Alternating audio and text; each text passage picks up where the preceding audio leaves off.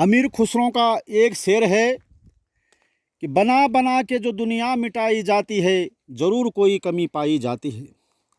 सृष्टि का ये नियम है कि पुरानी चीज़ों को उसका उद्धार करके और उसको नए कलेवर में, नए रूप में देना, ये सृष्टि का नियम है। और नई नई संतति आती रहती है, नई नई लोग, जिस प्रकार नए नए लोग आते रहते हैं, सृष्टि का क्रम बदलता रहता है। दिन के बाद रात और रात के बाद दिन होती रहती है और ऋतुएं परिवर्तित होती रहती है। शिशिर ऋतु के बाद बसंत ऋतु आती है। इसी प्रकार सृष्टि का क्रम चलता रहता है। इसी क्रम में हमने अपने जो ये पुराने भवन थे, जो पुराने हमारे मकान थे, जो जीर्ण शीर्ण हो चुके थे, उसका हमने नए ढंग से, नए कलेवर से इसका हमने सोचा कि इसको नए कलेवर में बनाया जाए। तो आज हमने इसका नए कलेवर में आपके सामने हम प्रस्तुत कर रहे हैं। आज फिर हम एक बार आपको पुनः हम सबके जो भवन हैं, जो निर्माण हमने करे हैं, निर्माण कार्य किए हैं, उसको हम दिखा रहे हैं। हमारे यहाँ पे डिग्गी, पानी की डिग्गी है। यहाँ से हम जिसको डांग भी बोलते थे, और जो हमारी बूढ़ी दादी श्रीमती जिसको सुरली देवी बोलते थे, उसका यहाँ डांग था। इसमें पहले बड़े बड़े, यहाँ पे हमारा बदवान था, जहाँ पे हम अपने गाय वगैरह का 11वें दिन में, 12वें दिन में जब उनके बच्चे होते थे, 21वें दिन में पूजन करते थे। वहाँ भी अब जीर्ण शीर्ण अवस्था में गया हुआ है। समय की बलिहारी है, क्योंकि यहाँ कोई है नहीं। फिर भी हमने एक प्रयास किया है कि हमारे इन भवनों को नया बनाया जाए।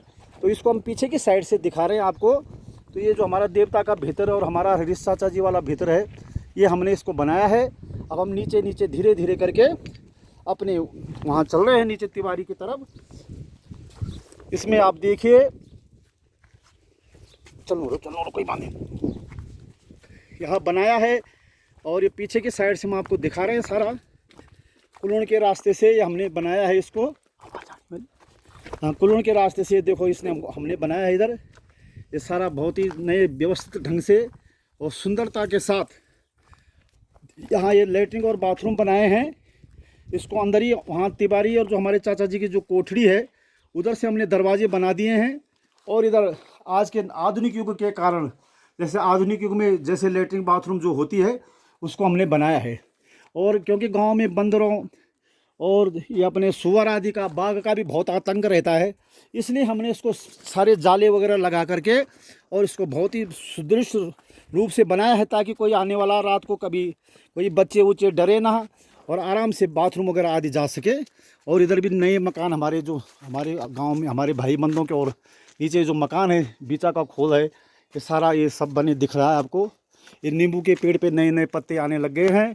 और अभी जैसे आपको पता है, बसंत ऋतु अपने यौवन पे है। चैत्र का महीना शुरू हो चुका है, चैत्र का महीना आने वाला है। अपने पैया के पेड़, गुइरा आदि के पत्ते सब फूल रहे हैं। नारिंग के पेड़ों पर कुंपले आ रही है नए नए। अभी इस प्रकार, अभी हमारा जो परिकल्पना, जो हमारी ये तिवारी है, इसको हम आपको दिखा रहे हैं। और हम सभी आपके सामने तिवारी का जो नया रूप है, उसको अवलोकन आपके सामने प्रस्तुत कर रहे हैं। जैसे कि आप सभी को पता है कि 18 दिसंबर को हमने इसका जीर्णोद्धार किया था। और आज लगभग 3 महीने पूरे होने वाले हैं। और इसको एक बृहद रूप में संवारा सजाया गया है।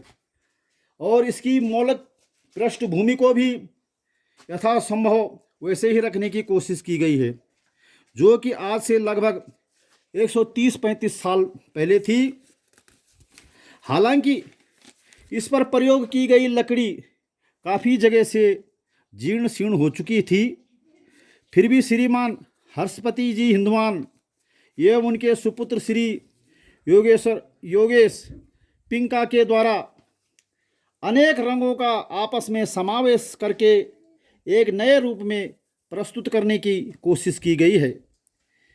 इसके अलावा इस पर आप देखिए, एक सुंदर सुंदर रंगों से इस पर डिजाइन, क्योंकि पहले ज़माने में उस समय इतने रंग नहीं थे। तो इसको जो पुरानी हम देखते थे, बचपन से देखते थे, तो काले खंबे तो उसी प्रकार थे, ये खंबे वगैरह तो उसी प्रकार थे, किंतु जो ऊपर लट्टू वगैरह है, ये इसमें जो डिजाइन बनी हुई है, इसमें एक लाल रंग पोथा हुआ था।